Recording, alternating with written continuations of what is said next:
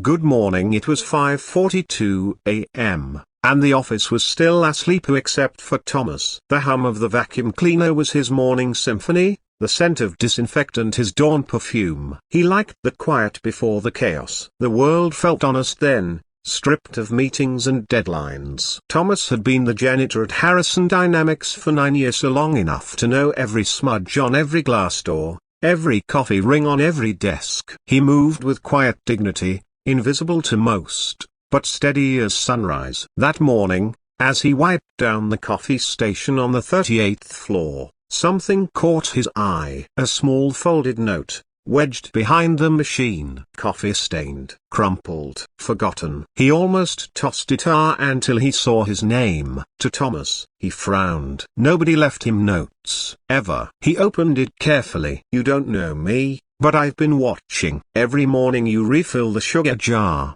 fix the crooked mugs, and hum while you clean. You make this place feel alive before anyone else steps in. You remind me what real work looks like. Thank you for being the kind of person this company was built on. A grateful soul. Thomas smiled faintly. He didn't think much of it. Maybe one of the receptionists was just being kind. He tucked the note in his pocket and went back to mopping the floor. But that note, it stayed in his thoughts all day. Later that afternoon, the company buzzed like a kicked beehive. Harrison Dynamics' elusive billionaire CEO, William Harrison, was rumored to be visiting the building for the first time in years. No one had seen him in person since the IPO. When the black SUV finally pulled up, the entire staff lined the lobby, straightening ties, adjusting skirts, whispering about bonuses and promotions. Thomas, broom in hand, stayed by the elevator, his usual spot. The doors opened. Out stepped a man in jeans and a worn leather jacket, nothing like the photos on Forbes. He looked a broken but tired human. His eyes scanned the room and landed on Thomas. Morning, the man said simply. Morning,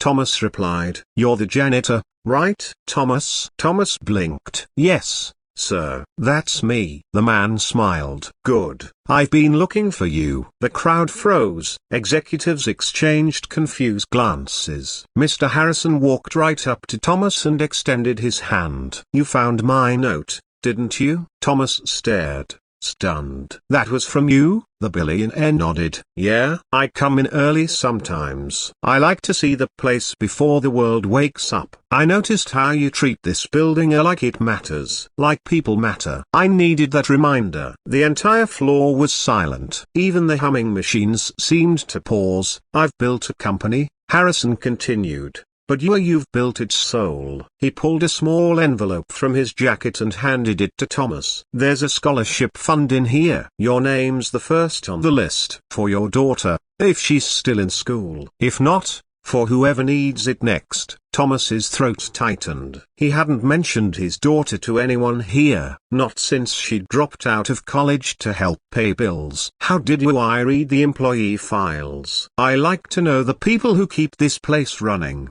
Harrison said. You've done more than most of us ever will. Thomas couldn't speak. His hands trembled as he took the envelope. Around them, the staff who'd barely noticed him before now stood with bowed heads, ashamed and awed. That night, when Thomas got home, he showed his daughter the letter and the fund document. It wasn't just money, it was a chance. For her, for him, for something bigger than both. She hugged him, crying. Dad, you always told me kindness matters, even when no one sees it. He smiled softly. Turns out, someone did. A week later, a new plaque appeared near the company coffee machine. It read, in honor of those who make the world better quietly. Inspired by Thomas. Every morning after that, the staff refilled their own sugar jars. They cleaned their mugs. They smiled at the janitor. And Thomas, he still came in early, still hummed his morning tunes, still believed in kindness, of the kind that doesn't need to be seen to make a difference. Because sometimes, a note behind a coffee machine isn't just a note. It's a reminder that no act of goodness ever truly goes unnoticed.